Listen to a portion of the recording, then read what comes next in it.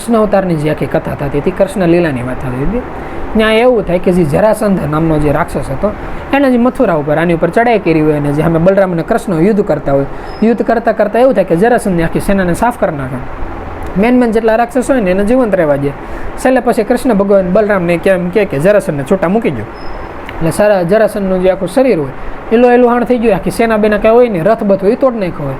એટલે જરાસંધ ઊભો થાય ને હાલતો થાય ને એટલે કૃષ્ણ ભગવાનને બલરામ મજાક કરતાં કરતાં એમ કે ચિંતા કરતા ને હવે તમારે હાલીને જ જવું પડશે ઠેઠ તમારા રાજ્ય સુધી, અને કે એમાં હોત ને તમારે ચિંતા કરવાની જરૂર નથી, અમારા જે આજુબાજુના ગામડાઓ છે ને બહુ દાતાર છે, ગમે ત્યાં ભીખ માંગી લેવો ને તો તમને ભીખમાં ખાવાનું દઈ દે.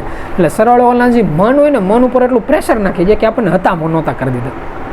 એમ કરતાં કરતાં જે એના મોટા મોટા સાથીઓ એ બધાને લઈ ત્યાંથી નીકળે અને પેલો જ ગામ હોય ને અહીંયા ધોણો નાખીને બેન બધા વ્યક્તિ બેન વાતું કરે એ કે ઓલા જો આપણો અંત કરી નાખ્યો હોત ને તો બહુ સારું હતું, એમ તો થાત ભાઈ વીર ગતિ પ્રાપ્ત કરી, હાળ આપણને જીવતો જવા દીધો ના બહુ ખરાબ છે. એકાદો જે દોસ્તાર હોય ને એનો ભેગો એ એમ કે ભાઈ પણ આપણાથી ભૂલ થઈ ગઈ, કે કઈ રીતની ભૂલ થઈ ગઈ, કે આપણે તૈયાર થઈને નહોતા ગયા, આપણને એમ હતું કે ભાઈ સેના છે, સેના લઈને આપણે યુદ્ધ કરશું એટલે સામે બધી જાવ એટલી મોટી સેના છે, એ લોકો આપણે એને દગો કરી નાખો. પહેલાં શાંતિથી થોડાક જ વ્યક્તિ આવે પછી અચાનકનો આપણે હમલો કર્યો. એક કામ કર્યું, એ લોકો જે રીતે હમલો કર્યો ને એમ જ આપણે કરીએ. એટલે આ કે ઓલા ધંધાની જેવું થાય કે ભાઈ ધંધા માટે કુકડો લીધો અને કુકડાને ધંધો કરતા છે એટલે એમ ન કે ભાઈ કુકડો લેવાના તો જોઈએ ને નીસું પતાય નહીં, એની જેમ છે કે યુદ્ધ કરવામાં સેના હતી, સેના પૂરી થઈ ગઈ, યુદ્ધ એનું કરવું. એટલે આજુબાજુના જે રાજ્યવાળા ને એમ કે તું ચિંતા કરમાં, તમે તારે યુદ્ધ કરવું છે ને અમે સપોર્ટ કરીશું, ખાલી 1 વર્ષનો સમય દે, 1 વર્ષમાં આપણે બધા સેના ભેગી કરીએ ને આ વખતે સેના છે ને એથી વધારે કરશું ને પાછો પ્લાન કરીને આવશું. ના લોકો નરાઈ દઉં આ કે કાંઈ વાંધો નહીં, બીજા દિવસે જાય જરાસંધ આખું વરસ જાય, વરસ જાય ને નજીક પાછી સેના હોય, સેના એકત્રિત કરીને અને લાવે નજીક આવતા હોય તો પ્લાન કરતા હોય કે ખાલી રાતે જ છે ને સેના આગળ વધ્યું છે, દિવસનો ટાઈમ હોય ને એટલે હંતાય ને, અને જે આપણે નથી કહેતા કે છાવણી નાખી દે એટલી છાવણી નાખી દેવાની અને ગુપ્તચરો સુધી માહિતી પુગાડી દેવાની કે કોઈને ખબર ન પડે મથુરા પાસે પૂગી જાય, એના ગેટ સુધી ન પૂગે ને ત્યાં લગન ખબર ન પડી જાય, પછી અચાનકનો રાતે હુમલો કરવો છે એટલે કોઈને કાંઈ ખબર જ ન પડે. એ જ આખો પ્લાન લઈને ત્યાં પૂગ્યા, છેલ્લે ત્યાં સુધી પૂગ્યા તો કૃષ્ણ ભગવાન પાસે આવી જાય, સુદર્શન ચક્ર બલરામ એનો હળ નહીં અને ગડકની અંદર બધાનો સફાઈ બોલાય નાખે, સફાઈ બોલાય પાછા જરાસંધ નક્કી કે જા ભાઈ અંદર જેટલી વખત આવો ને એટલી વખત થાય એમ કે જરાસંધ નીકળે. એટલે એ લોકો ત્યાંથી નીકળે એવું બીજી વખત થાય, પાછું ગડક થાય ને એટલે ત્રીજી વખત થાય, પાછું ગડક થાય ને ચોથી વખત થાય, આવી રીતે નોખા પ્રાણી લોકો કરે રાખે. હવે જ્યારે દર વર્ષેમાં વચ્ચે 1-1 વર્ષનો સમય મળતો હોય તે જે સમય મળતો હોય ને એમાં એક વખત એક એવી ઘટના ઘટી જાય એની અંદર, એમાં એક એવો વ્યક્તિ બતાવે છે કે જે કૃષ્ણ ભગવાનના જીવનની અંદર એવો બતાવે કે એના જે કાકા હોય ને એના એક ભાઈ બતાવે, એનો જે સંતાન હોય બતાવે ને એનું ઉદ્ધવ એ ટાઈપનું નામ બતાવે. હવે આ જે વ્યક્તિ છે ને કૃષ્ણ અવતારની અંદર એક વસ્તુ તો જોયા જેવી છે કે મોટા ભાગના એવા આત્માઓ એવું બતાવે છે કે કાઇન્ડ ઓફ એ પ્રગટ થઈને જ આવેલા હોય, એટલે એને નાનપણથી આ જે મંત્ર લેવાની મહેનત કરવાની ઘણી ખરી માથાકૂટ એને હોય જ નહીં. એની અંદર જે ઉદ્ધવ નામનું જે વ્યક્તિ બતાવે એનું જીવન એવું બતાવે કે જે બૃહસ્પતિને એ લોકો બતાવે, કશ્યપને ઋષિમુનિ એ લોકો પાસે એને પાસેથી એને મંત્ર દીક્ષા લીધી હોય અને નાનપણની અંદર એક જ એણે કામ કરેલું હોય, ખાલી મનને સ્મરણની અંદર લગાડી દેવાનું, કારણ કે પ્રગટ થઈને આવે રાજા મહારાજાનો છોકરો હોય એટલે યુદ્ધ બાદ આ કોઈ પ્રોબ્લેમ નહીં, ભણવાની કોઈ ખોટી ઉપાધિ ન હોય, એટલે બધી ભાષા આવડતી હોય, રણનીતિ જ્ઞાનની ત્યાં કોઈની કાંઈ જરૂર જ ન હોય, A to Z એને પહેલેથી રેડીમેડ જ હોય. એટલે ભાઈ ધ્યાનની અંદર સ્થિર થયા હોય ને એની અંદર ઓલા નથી કહેતા પહેલી ભૂમિકા પાર, બીજી ભૂમિકા પાર, એમ કરતાં જે કંઈ જ્ઞાનની પરાકાષ્ઠા એની ભાષામાં જે કંઈ એને લાગતી હોય એ બધી મેળવી લીધી હોય, બધી વસ્તુ હદુથી ખબર હોય કે ભાઈ કૃષ્ણ ભગવાન છે, બ્રહ્મ છે, પરમાત્મા છે, જે બલરામ છે, શેષનાગનો અવતાર છે, અમે આગળના એટલા શરીરોમાં હતો, એટલે પોતાને એમ જ લાગે કે આપણે મોક્ષના દરવાજે જ ઊભા છે, એક વખત શરીર છૂટો થયો એટલે આગળ મોક્ષની બહાર એવું જ એના મનમાં હોય. અને એવી રીતે પોતાનું જે જીવન એકદમ શાંતિથી જીવતો હોય, ખોટી કોયરે માથાકૂટની, કોયરે ખોટી લપની કરવાની, આવી રીતે જિંદગી જીવતા હોય. એમાં જિંદગી જીવતા એવું થાય કે એને એવા સમાચાર મળે કે કૃષ્ણ ભગવાન છે ને હમણાં થોડોક દુઃખી રહે છે, એટલે પોતે નક્કી કરે ભગવાન પરમાત્મા પરબ્રહ્મ એમાંય કૃષ્ણ આ કઈ રીતે દુઃખી રહે, એટલે પોતે ત્યાં જઈને ચેક કરવા જાય કે ભાઈ આપણે જોઈ તો ખરા ભગવાનને હાલચાલ પૂછે, ભાઈ હું પેટમાં દુખાવશે કે તો આપણે કંઈક સમાધાન કરી દઈએ એમ. અને કૃષ્ણ ભગવાન ઓલા નથી કહેતા સૌથી મોટા રમતિયાળ ભગવાનમાં નામ આવતું ને તો પહેલા નંબર ઉપર એનું નામ લખાયેલા આવે, એટલે જેવા વ્યક્તિ આવે ને એવા કૃષ્ણ ભગવાન ચાલુ કરે કે ભાઈ મોહે બ્રજ વિસરતા નાહી, એવી રીતે આંખમાંથી ધીમે ધીમે આવડા ચાલુ થાય ને એવું ચાલુ કરે. એટલે ઓલા કે ભાઈ તમને શું પ્રોબ્લેમ છે, એ કે હું નથી કહેતો ભાઈ મોહે બ્રજ બિસરતા નાહી, કે મારું જે બ્રજ છે ને મારાથી ભૂલાતું નથી, જ્ઞાની હું યશોદા મૈયા, જ્ઞાની હું ગાયું, જ્ઞાની હું ગોપ્યું, એટલે નથી કહેતા હું માખણ, એનો જે સ્વાદ હતો, અમે જે ધોળમાં રમતા મોરલી વગાડતા, આ બધું અહીંયા આવીને ક્યાં સુખ સાથ છે, એ બધું જે મને યાદ છે ને એ કંઈ ભૂલાતું નથી. એટલે કે આવી મારી જિંદગી છે, ખબર નથી પડતી અહીંયા રહો રાજપાટ મૂકી ત્યાં વયો જાઓ કે બલરામભાઈને કહી દો ભાઈ તમે સંભાળો, એકલા જરાસંધને સંભાળી જ લેવો, એ કે આમાં કન્ફ્યુઝનમાં છે, બહુ કંઈ ખબર નથી પડતી શું કરું. એટલે આ જે હોય ને એમ કે હું તમે મારી મજાક કરો છો, પરમાત્મા પરબ્રહ્મ માયાના સ્વામી કહેવાય, માયાપતિ કહેવાય, તમને કઈ માયા લાગી? તમને શું એવું થાય છે કે ભાઈ જે જ્ઞાની ગોપીઓ છે એ મને યાદ કરે છે, એનું દુઃખ છે, તમને ક્યાંથી દુઃખ લાગે? ક્યાં તમને યશોદા મૈયાનું દુઃખ લાગ્યું? લાગે નહીં ને, તું વાત કહેશો એ બરોબર છે, અમે બ્રહ્મ છે એટલે અમને બહુ દુઃખ નથી થતું, પણ ઓલા ન કે ભક્તો દુઃખી થાય, ભક્તોનું દુઃખ છે ને ભગવાનને દુઃખ થાય, એટલે કે એ રીતનું છે. એટલે કે યશોદા મૈયાને હું યાદ આવું, પછી ત્યાંની બધી ગોપીઓને હું યાદ આવું કે એના આધારેનું જે દુઃખ છે ને જોવાનું જોવાતો નથી, એ મારાથી સહન નથી થતું. એટલે જે ઉદ્ધવ હોય ને એમ કે એ તો એ લોકોને ઓલા નથી કહેતા કે નાનપણ છે, એનું ભોળપણ છે, એને ખબર ન પડતી હોય. એટલે તમે કામ કરો, તમે પરમાત્મા પરબ્રહ્મ છો, ખાલી સંકલ્પ કરો. એના જે ઓલા નથી કહેતા અંધકાર છે જીવનનો એ વયો જાય, એની અંદર જે સુખ હશે, જ્ઞાન છે, એનું અંજોળું આવી જાય, એને પરમાત્મા પરબ્રહ્મનો અનુભવ થાય, અને એના જે જીવનમાં દુઃખ છે વયું જાય, જે વિરહનું જે દુઃખ છે આ વયું જાય, જે કૃષ્ણ યાદ કરીને સવારથી સાંજ સુધી રોયા રાખે છે, આ બધી વસ્તુ વહી જાય. એટલે આ કે પણ જો ભાઈ મને તો ત્યાં જતા બીક લાગે, ત્યાં જઈને ઓનલાઈન એ લોકોએ કીધું કે ભાઈ અમારાથી રહેવાતું નથી, તમે આઈને રહી જાવ, તો એનું દુઃખ જઈને નહીં રહી ગયો તો આપણે તો હજી કેટલા મોટા મોટા કામ કરવાના છે, તને બધી ખબર છે એ કે હજી તો કુરુક્ષેત્રનું યુદ્ધ છે ને કેટલી વસ્તુ છે. રોલા કે નહીં તમારી વાત તો સાચી છે. એ કે તો એક કામ કરું, તમારાથી એ લોકો ન માનતા હોય, તમારાથી એ વ્યક્તિ ન સમજતા હોય, હું જાઉં, હું ત્યાં જઈને બધાને સમજાવું કે ભાઈ કઈ રીતે નામ લેવાનું, કઈ રીતે ધ્યાનમાં બેવાનું, કઈ રીતે સ્મરણ કરવાનું, કઈ રીતે જ્ઞાનનો પ્રકાશ ફેલાય, એ બધી મોટી મોટી વાતો કરે. સત્સંગ કહી કે ભાઈ મન છે એ તો ચંચળ છે, એનું ધ્યાન ન દેવાનું હોય, મોટી મોટી વાતો કરીને આપણે લોકોને ફોહલાઈ દે, એ લોકોને સમજાવી દઈને એના જીવનમાં જ્ઞાનનું પ્રાગટ્ય કરીએ. એટલે કૃષ્ણ કે હાલે આ વાત તારી બરોબર છે, હું તારી જેવો એક માણસ ગોતતો જ તો કે જી ત્યાં છે ને એ લોકોને સમજાવી શકે. એટલે એ કે તો જાતું ત્યાં જાય ને બધાને સમજે. એ કે પણ આમાં એક પ્રોબ્લેમ છે. એ કે શું પ્રોબ્લેમ છે? એ કે જો એ મને તો ઓળખતા નથી, હું અહીંથી ત્યાં ગયો તો ત્યાં જઈને હું એમ કીધું ભાઈ કૃષ્ણ ભગવાને મને મોકલો છે, મારી પર વિશ્વાસ કેમ કરશે? લાગે તો એનું શું સોલ્યુશન? એ કે કામ કરો, તમે મને એક ચિઠ્ઠી લખી દો, એક આખા પત્રની અંદર લખી દો કે ભાઈ હું કૃષ્ણ છું, હું આ ચિઠ્ઠી લખું છું, આ એક વ્યક્તિ છે જેનું નામ આ રીતનું છે, જે વાત કરતા હતા એ રીતે કે ભાઈ આ રીતનું નામ છે અને હું એને મોકલું છું, એ તમને સત્સંગનો અને જ્ઞાનનો પાઠ દે, નામ લેવાનું કે ધ્યાનમાં બેવાનું કે એનાથી તમારા જે દુઃખ છે આ વયા જાય, જ્ઞાનનો અંધકાર જે છે એ જે અજ્ઞાનનો અંધકાર છે એ વયો જાય, જ્ઞાનનો જે અંજવાળું છે આવી જાય અને બધા પ્રોબ્લેમનું સોલ્યુશન થઈ જાય. આ જે કહે છે ને એમ કરજો. એ કરે નાખી ચિઠ્ઠી લખીને કમ્પ્લીટ કરી નાખી કે જાઓ ત્યાં જાઓ, ચિઠ્ઠી લઈને જાજો, અને નક્કી કરીને જાય. નક્કી કરીને પોતે ત્યાંથી નીકળે છે ઉદ્ધવ હોય, ત્યાં નીકળે ને રસ્તામાં જતા જતા વિચારતા હોય, આખું પ્લાન કમ્પ્લીટ કરતા હોય કે કેવી રીતે કેમ સત્સંગ કરવાનો, આગળના દિવસે આખો પ્લાન નક્કી કરે કે ભાઈ આપણે આ વાત કરશું, આ વાત કરશું, સ્ટેપ ગોઠવે, એક પ્રકારની સ્ક્રિપ્ટ નક્કી કર્યો, ભાઈ વ્યક્તિને આપણે આમ સમજાવશું, આમ સમજાવશું, એવું નક્કી કરે. પણ ત્યાં થાય એવું, એ લોકોનો જે રથ હોય ને આવતો હોય ને, જે વૃંદાવનની એ જગ્યા બતાવે છે, ગોકુળની જગ્યા બતાવે, એના દૂરથી જ્યારે આવતો હોય ને એમાં જે કૃષ્ણએ જે આખી પત્ર લખ્યું હોય એ પત્રમાં કૃષ્ણની સુગંધ આવતી હોય. આ સુગંધ એટલી વ્યવસ્થિત બતાવે કે ત્યાંની જે મોટી મોટી જે ગોપીઓ હોય, જે રાધાની એ લોકો હોય, એની સુગંધ પોતાના ઘરે, ગામડે કે જે ગૌશાળા રહેતા હોય બધાની સુગંધ આવે, અને એને ખ્યાલ આવે કે કૃષ્ણ આવતા હોય ને એવું લાગે છે. એટલે દોડી દોડીને બધે પોતપોતાનું જે કામ હોય ને અધૂરું મૂકીને અને જે એની સીમા આવતી હોય ત્યાં જઈને ઊભા રહી જાય ને આમ ડોકું કાઢીને ઊભા હોય કે આગેથી કોઈ રથ આવતો હોય તો જોઈ. એ લોકોએ કીધું ભાઈ અમે પાછા આવશું એમ. તો ધીમે ધીમે રથ દેખે એટલે બધા રાજી થાય, એટલે કૃષ્ણ આવતા લાગે છે. જેમ જેમ નજીક એમ દેખે કે ભાઈ નહીં, એ કૃષ્ણ જ નથી, કારણ કે આગેથી બીજું દેખે કે ન દેખે, મોરપીંછ તો માથાનું દેખે, એ કે કૃષ્ણ નથી, કોઈ બીજા આવતો હોય ને એવું લાગે છે. પણ તો નક્કી કરતો સુગંધ ક્યાંથી આવે છે.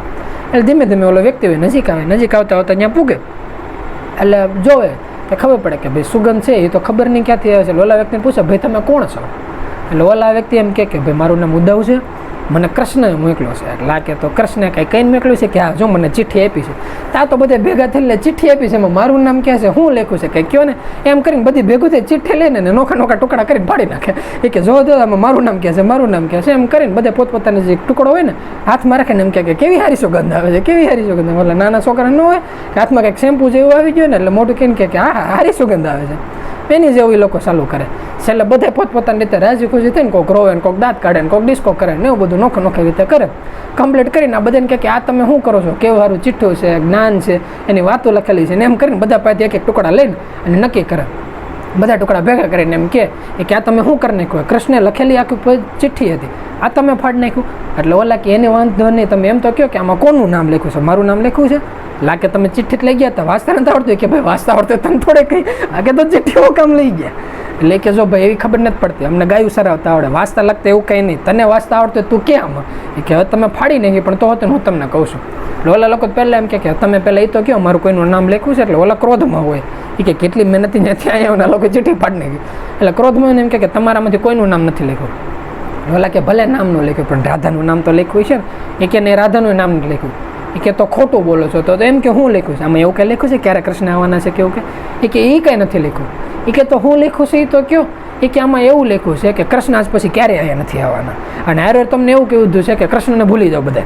અને હું આવ્યો છું તમને નામની એની સમજણ દેવા આવ્યો છું. રોજથી ધ્યાનમાં બેસવાનું ચાલુ કરવાનું, બધાને સત્સંગ સાંભળવાનું ચાલુ કરવાનું, બધાને જે મોહમાયા છે એનાથી દૂર રહેવાનું, કૃષ્ણની ખોટી વાતો નહીં કરવાની. એનાથી તમારું જે જીવન છે, જે તમને દુઃખ થાય છે ને એમાંથી શાંત મળે છે. આ કે જો ભાઈ તું જે રસ્તે આવ્યો છો ને એની રસ્તે પાછો વયો જાય. બાકી અહીં અમને આવી કોઈ સલાહ દેવાની થતી નથી. કૃષ્ણને લાવવાની વાત હોય ને તો તમને વાત કર.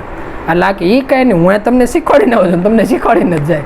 લાગે તમ તારે અમને બધાને શીખવાડવાનું છે ને કે ભગવાનની ભક્તિ કેમ કરે.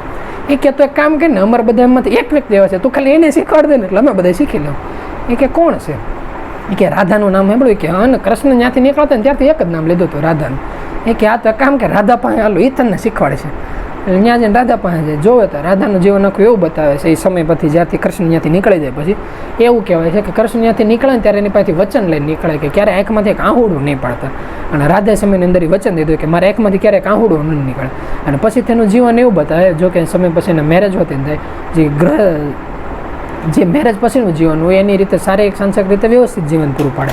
પણ જો ને તો જાણે એક મૂર્તિનું હોય, એક પૂતળું ન હોય કે એક રોબોટનું હોય, એ રીતનું આખું જીવન. કોઈ વ્યક્તિ યારે કારણ વગર કે બોલવા નહીં, કોઈ વ્યક્તિ યારે કારણ વગર કે ચાલવા નહીં, ખાલી મનમાં કૃષ્ણની ભક્તિ ન કરે હોય, મનનું સ્મરણ ન કરે રાખતા હોય, એ રીતનું જ આખું જીવન. લાવા જીવન યારે એનું જિંદગી જીવતા હોય. એટલે ન્યા જે ના જોવે એટલે એમ કે તમે દુઃખમાં છો. એટલે ઓલા એમ કે હા હું દુઃખમાં તો સૌ, કે મને કૃષ્ણએ મોકલા છે. લાગે તો કૃષ્ણે મોકલે છે ને કે સંદેશો આપ્યો છે, કે એણે સંદેશો આપ્યો છે કે જ્ઞાનમાં ધ્યાન દો, કૃષ્ણને જે વાત છે ને એમાં ખોટો રહ્યો. એટલે તો રાધા એમ વાત કરે, એ કે તો તમે શું કરવા આવ્યા છો? અમને કૃષ્ણને મેળવવા આવ્યા છો, એનો ભેટો કરાવવા આવ્યા છો? એ કે હું કૃષ્ણનો ભેટો નથી કરાવ્યો, હું પરબ્રહ્મ પરમાત્માનો ભેટો કરાવવા આવ્યા છું. લાગે બે વસ્તુ કંઈ અલગ કહેવાય? એ કે અમારી માથે પરબ્રહ્મ પરમાત્મા શીખ્યો કે કૃષ્ણ કે બે એક જ કહેવાય. લોલા કે નહીં, જે શાસ્ત્રો છે, પુરાણો છે, ઉપનિષદો છે, એની અંદર એવું લખાણ છે કે સગુણ સ્વરૂપ અલગ હોય, નિર્ગુણ સ્વરૂપ અલગ હોય. સગુણ સ્વરૂપ હોય ને શરીરથી એક જ વ્યક્તિ હોય, એ કોઈ એક જ જગ્યાએ રહી શકે. એ કાં કુરુક્ષેત્રનું યુદ્ધ લડી શકે, કાં મોરલી વગાડી શકે, કાં નૃત્ય કરી શકે, કાંક જે કંસ હોય એનો વધ કરી શકે, કાં જરાસંધારે યુદ્ધ કરી શકે. એક સમય એક જ કર્મ કરી શકે એમ છે. પણ જે નિર્ગુણ સ્વરૂપ છે એ 24 કલાક તમારી ભેગું રહી શકે. નિર્ગુણ જે સ્વરૂપ છે એ સતત તમારી સુરક્ષા કરી શકે, એ તમારા મનને શાંતિ આપી શકે. એટલે કે તમે નિર્ગુણ સ્વરૂપ છે ને એની આરાધના કરો, કૃષ્ણની આરાધના કરવાની જરૂર નથી. એટલે જે રાધા હોય એમ કે તમે નિર્ગુણ સ્વરૂપને જોયેલું છે? એ કે હા.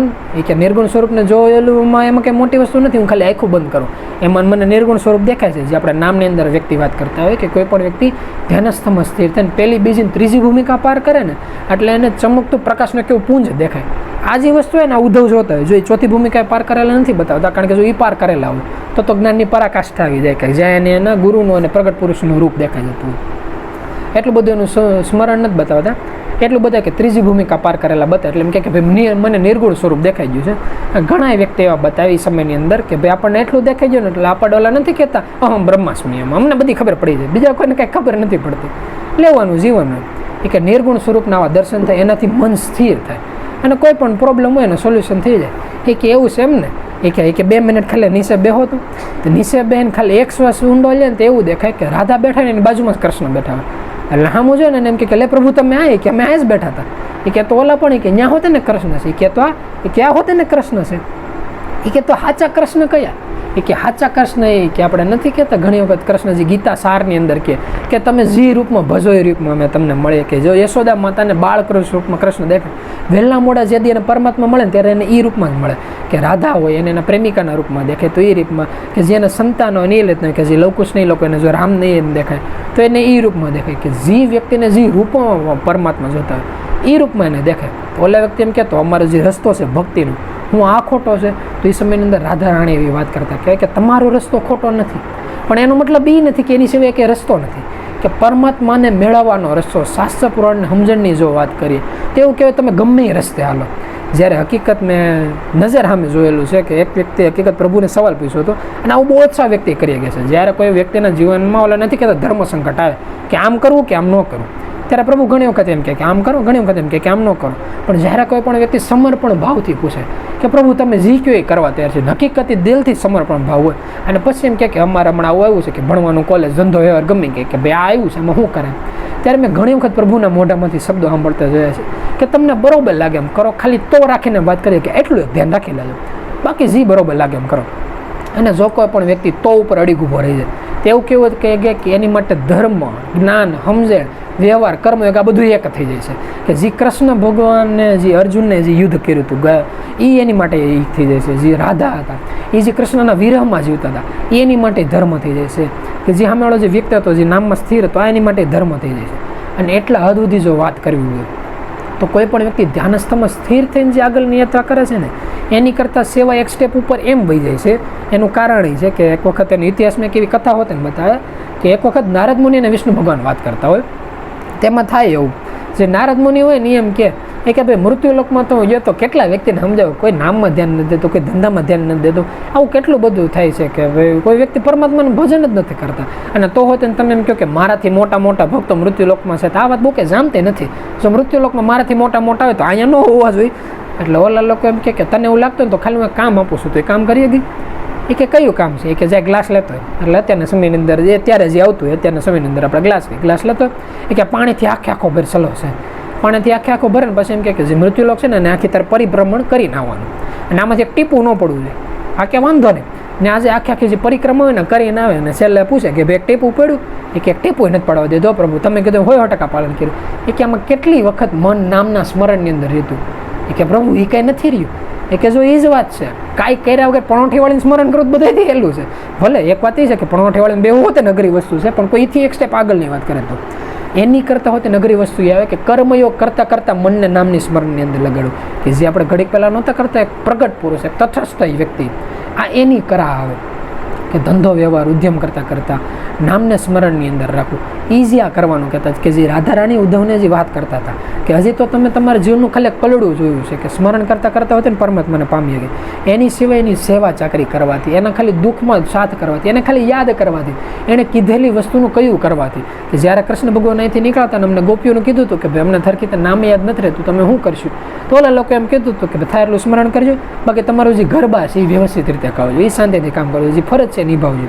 અને એની સિવાય જ્યારે યાદ આવે ત્યારે ખાલી મનથી યાદ કરજો, અમે તમારા ભેગા જ છીએ. એ કે આવી રીતે વાત કરીને ગયા હતા ને એ વસ્તુનું અમે પાલન કરીએ છીએ.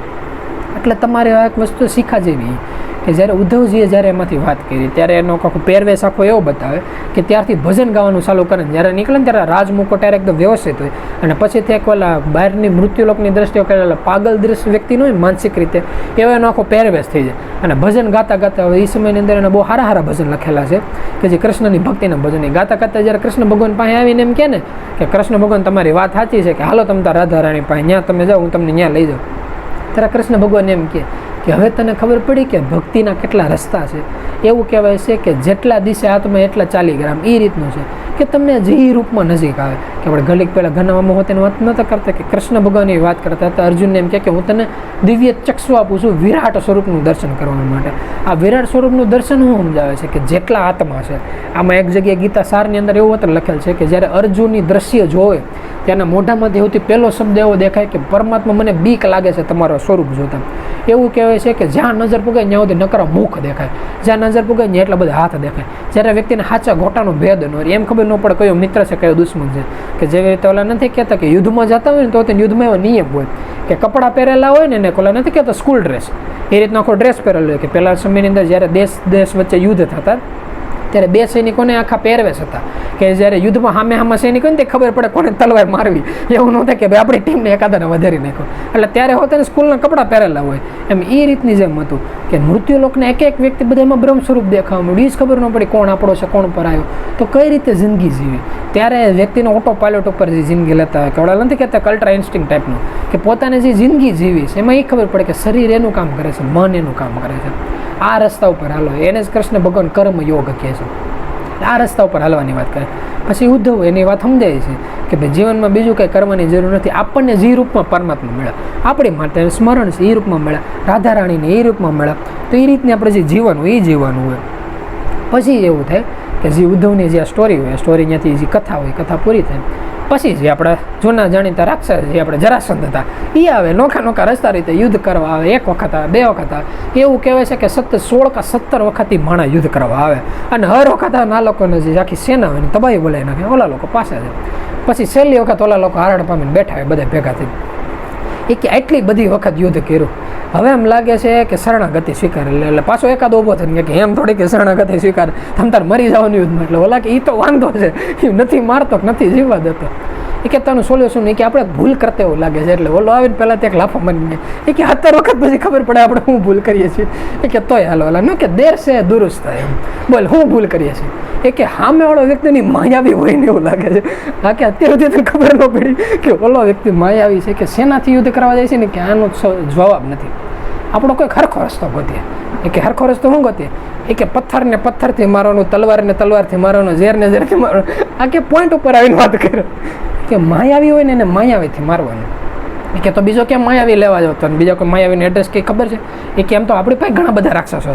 એ કે ભાઈ મારા જમાઈ પાસે હતા, કંસ પાસે બહુ બધા માયાવી રાક્ષસ હતા. એ કે ઓલા પાસેથી કંઈક અલગ જ પ્રકારની માયા છે કે આમ ભેગું ન થાય. આ કે તો જો માયાનો ઉપયોગ કરીએ ને તો માયાનો વિરોધવાળો ઉપયોગ કરવો. આ કે એવો કેવો ઉપયોગ કરીએ? એ કે તો માયાના વિરોધમાં એવો ઉપયોગ કરીએ કે આપણે કામ કરીએ, એક રાક્ષસને બોલાવીએ. એક એવો રાક્ષસ છે કે જે અશક્ય છે યુદ્ધની અંદર એ મારવો. આખે તો એ રાક્ષસને બોલાવે, એનું નામ હું છે તો પતો હું એડ્રેસ ઓલા ન કે ભાઈ જરા ભાઈ કા એડ્રેસ નીકાળે એ રીતનું આખે આખો કાચો ચિઠ્ઠો નીકાળો કે એની કુંડલી શું છે, કઈ રીતનો વ્યક્તિ છે તે એવું બતાવે છે. કે ઇતિહાસની અંદર એવું થયું હોય કે ગર્ગ નામના જે મહર્ષિ બતાવે, ગર્ગ નામના ઋષિના વંશની અંદર એવું થયું હોય કે ત્યાં એ સમયની અંદર ત્રેગીદ નામનું આખા રાજ્ય હોય. ત્યારે ત્યાંના કુલગુરુ હોય, કુલગુરુનું જીવન જે આખું બતાવે એ શેષીસાયણ નામના એક ઋષિમુનિ બતાવે. ઋષિમુનિનું જીવન એવું શાંતિથી ધ્યાનમાં બેસવાનું, ધ્યાનસ્થાનની અંદર સ્થિર થવાનું અને પરમાત્માના પ્રાપ્તિની મહેનત કરવાની. એમ કરતા ધ્યાનસ્થાનમાં સ્થિર થઈને પરમાત્માની પ્રાપ્તિ કરતા હોય. પણ સેમ સ્ટોરી ઇન્દ્રને ખબર પડે મૃત્યુલોકની અંદર એક વ્યક્તિ છે જે ધ્યાનમાં બેઠો છે ને એને મારું ઇન્દ્રાસન જોતું છે. એટલે એ સમયની અંદર એવું બતાવે કે એવું કહેવાય છે કે એ વ્યક્તિ ધ્યાનસ્થાનની અંદર સ્થિર થાય મહેનત કરતો હોય, આ વાતનો ખ્યાલ ઇન્દ્રને આવે. પછી આ વ્યક્તિને કોઈ વસ્તુ જોતી હોય, વસ્તુ એ રીતની જોતી હોય કે સમયની અંદર એવું બતાવે કે એનું જે શરીર હોય એવું કહેવાય છે કે શરીરની અંદર એવી શક્યતા ન હોય કે કોઈ પણ પ્રકારની સંતાન પ્રાપ્તિ કરી શકે. એટલે જે આજુબાજુના વ્યક્તિ હોય એણે એવું કીધું કે તારી અંદર આ શક્તિ જ નથી. એટલે બધા વ્યક્તિ એને ખોટા મેળા મારતા હોય. અને આ વાતથી વિરોધ મારીને વ્યક્તિ પોતે એવું કહેવાય છે કે મનની અંદર એક ડૂચો ભરાઈને રાખે ભાઈ આપણે બહુ સારા તેજસ્વી સંતાન જોતું છે. અને એ નક્કી કરીને વ્યક્તિ ધ્યાનસ્થાનમાં અંદર સ્થિર હોય, ધ્યાનસ્થાનમાં સ્થિર થાય અને છેલ્લે એવું થાય બ્રહ્માજી હોય એની સામે પ્રગટ થઈ જાય અને એમ કહે કે બોલ ભાઈ તારે કઈ વસ્તુ જોતી છે. એટલે આ લોકો એમ કહે કે મને એવું યશસ્વી અને તેજસ્વી સંતાન આપો. કે જી ઓલા ન કહે કે આ બધાની બોલતી બંધ કરી દેવા છે, એમ એવો યશસ્વી તેજસ્વી સંતાન આપો કે યુદ્ધની અંદર કે કોઈ પણ પ્રકારના શસ્ત્રોથી કોઈ પણ રીતે એનો અંત ન થાય. યુદ્ધમાંની અંદર એ બધી રીતે પારંગત હોય અને કોઈ પણ છલથી હોતે ને એ બાબતે એનો યુદ્ધ ન થાય. યુદ્ધમાં સામે બાંધવા જાય એટલે વ્યક્તિ મૃત્યુ ન પામવો જોઈએ. લાગે વાંધો નહીં કે મૃત્યુ ખાલી એવું નહીં મૃત્યુનો પામવો જોઈએ, હારવેર યુદ્ધમાં હારવું ન જોઈએ. નકર એવું થાય કે ઓલા રાજ્ય અને બંદી બનાવી અને જેલની અંદર પૂરજે. એટલે કે યુદ્ધમાં હારવું ન જોઈએ, એટલો પાવરફુલ હોતે. આ કે તમ તાર વાંધો નહીં જાતાને તમ તારે તથાસ્તો આપું છું. એ કે તો એની માટે અમે કોઈ નારી હોતે ને જોઈએ સંતાન પ્રાપ્તિ માટે. એક કામ કરાય, એક દિશા છે, દિશા તરફ હાલવાનું ચાલુ કરે. એ બાજુ તો જાય ને તો સમયના આધારે વ્યક્તિની જરૂર પડશે એટલે તને મળશે. પછી સ્વર્ગયોની જગ્યામાંથી બ્રહ્માજીઓની રંભાને કહે કે તમે મૃત્યુલોકમાં જાઓ. આ રીતના જે ઋષિમુનિ કહેવાય કે રાજા કહેવાય, આ રીતનું વરદાન છે. મેં મારા શબ્દો આપેલા છે, તમે અહીંયા જાઓ, તમારા બેના મિલનથી એક સંતાનની ઉત્પત્તિ થાય. પછીથી ત્યાંથી એને સંતાનની ઉત્પત્તિ થાય. સંતાનની ઉત્પત્તિ થઈને બાળક જે 3-4 વર્ષનો થાય ને ત્યાં રંભા વાત કરે એ કે જો મને તો બ્રહ્માજી મોકલ્યા હતા કામ કરવા માટે, હું અહીંયા આવીને મેં મારું કામ કરી નાખ્યું, હવે હું અહીંથી નીકળી જાઉં, તમારા છોકરાનું જે કરવું હોય અહીંથી હું નીકળે. ઓલા કે કાંઈ વાંધો નહીં. એટલે ત્યારથી મોટો થાય ને ત્યારે એને શસ્ત્રોનો શાસ્ત્રોનું બધી રીતનું જ્ઞાન આવે અને બધી રીતે વ્યવસ્થિત રીતે એના ઉછેરને મોટો કરે. પછી થાય એવું એનાથી હજી આગળ હોય ને મલય નામનો એક આખો દેશ આવતો હોય, એનો હોતે સંતાન પ્રાપ્તિ કે એવું કંઈ ન હોય ને એનો ખ્યાલ હોય કે આપણું જે રાજ્ય છે એ બહુ મોટું છે ને આપણે કોઈ પણ રૂપમાં દત્તક લેવા માટે હોતે કોઈ સંતાન જોતો છે. એટલે એ એક વ્યક્તિને માનતા હોય, ત્યાં જઈને એને પૂછે ભાઈ આપણે સંતાન માટે કોઈ વ્યક્તિની જરૂર છે, તમારી કોઈ નજરમાં છે કે જે આપણે પાછળનો જે વંશ છે આ સાચું કે દત્તક લેવા માટે જે કોઈ વ્યક્તિ બરોબર લાગતા હોય.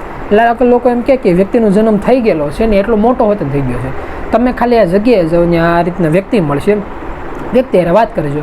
એટલે આ લોકો ત્યાં જઈને આખી કથા કે એટલે ઓલો વ્યક્તિ અજંપિત પામી જાય કે હજી બ્રહ્માની વાત છે ને મને એકને જ ખબર હતી, અનેક રંભાને ખબર હતી, એ તો સ્વર્ગમાં વહી ગઈ, તો તને ક્યાંથી ખબર પડી? કદાચ એવું કહેવાતું હોય છે કે એ જ બાબતે પરમાત્મા આ બાળક મને આપ્યું હોય છે, એટલે કામ કરે બાળકને તમે તાર તું લઈ જા, આ તારો આ વ્યવસ્થિત રીતે તેને ઉછેર મોટો કરજો, નાને તારે કાંઈ જ્ઞાન દેવાની જરૂર નથી, એને A to Z બધું નોલેજ ને બધી વસ્તુ છે. પછી જે ઓલો વ્યક્તિ હોય ને ધીમે ધીમે મોટો થાય અને એવું કહેવાય છે કે એનું જે નામ હોય કાલ્યાવણ તરીકે પડે. અમુક શાસ્ત્ર પુરાણની અંદર એનું જીવન ચરિત્ર આખું એવું બતાવે છે કે એ આખો રાક્ષસ જેવો હોય કે ગમે એને મારી નાખો કાપી રાખો. અમુક શાસ્ત્ર પુરાણની અંદર એવું બતાવે છે કે રાક્ષસ જેવો વ્યક્તિ ન હોય, વ્યક્તિ વ્યવસ્થિત જ હોય, બસ ખાલી એક અજ્ઞાની હોય, એક રસ્તો ભટકેલો વ્યક્તિ. એટલે એનું જીવન કેવું થાય, જેમ જેમ મોટો થાય, હવે એને પહેલાં તો કેવું હોય, ખાલી ગુરુ ને શિષ્ય, માતા પિતામાં જે પિતા હોય પોતે 2 જ વ્યક્તિ હોય, પછી ત્યાં દોસ્તારું થાય, મિત્ર મંડળ થાય, ત્યાંના જે પ્રકારની ગુરુ શાળા હોય ત્યાં જાય, યુદ્ધનું માર્ગદર્શન લે, અને ગમે નામું યુદ્ધ કરવા જાય ને પોતે 1 સેકન્ડમાં ગમે વ્યક્તિને પાડી જાય.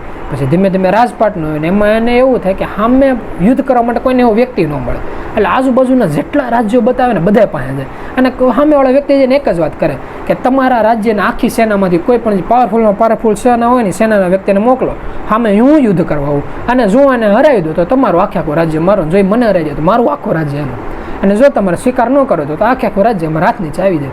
એમ કરતાં કરતાં એવું કહેવાય છે કે આપણા ભારત દેશનો જે ઉત્તરનો ભાગ આવે એની પછી જે ડાબી બાજુનો જે આખો ભાગ બતાવે ને, જે અત્યારે આપણે અફઘાનિસ્તાન એ જે આખો એરિયો બધા તિબેટનો ની આખો એરિયો કે જે રણ બાજુનો આખો એરિયો બતાવે, એ એરિયા બાજુને બહુ મોટું વિશાળ કે આખું રાજ્ય ઊભું કરી નાખે, અને ત્યારથી એને બધે સંદેશા મોકલાઈ દીધા હોય કે હવે આપણે આપણા રાજ્યનું પાલન પોષણ વ્યવસ્થિત રીતે કરશું, કોઈને ખોટા રીતે હેરાન નહીં કરવાના, એમ કોઈનું ખાસ સારું નહીં કરવાનું, પણ જો કે દૂર દૂરથી એવા સમાચાર મળે કે કોઈ પ્રખર વ્યવસ્થિત વ્યક્તિ છે કે જેને એમ યુદ્ધ કરવામાં મજા આવે એવું છે, એ કે તો એનો સંદેશો મોકલવાનો.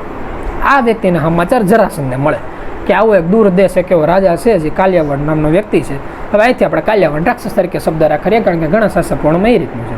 તો જે કાલિયાવડ રાક્ષસ હોય ને એ નક્કી કરે, એ વ્યક્તિને બોલાવે. જો એ વ્યક્તિ યુદ્ધ કરવા આવ્યો તો યુદ્ધ કરવામાં એવું થાય, યુદ્ધ કરવા આવશે ને કૃષ્ણ સામે હું કરશું, એટલે માયાથી કૃષ્ણ એનો અંત નહીં કરી શકે. મૃત્યુલોકનું કોઈ એવું વર્તમાનમાં એવી માયા નથી કે જે આનો યુદ્ધ કરી શકે, નહીં એનું સુદર્શન કંઈ કામ કરે, કારણ કે એની પાસે સુદર્શન, આ લોકો એ જોઈએ સામેવાળા પાસે સુદર્શન એક જ છે, એનાથી જ આપણો અંત કરે, કે સુદર્શને એનો અંત નહીં કરે કે નહીં યુદ્ધમાં બાંધી શકે. તો હવે આપણે મથુરા ઉપર વિજય છે ને મેળવી નાખશું.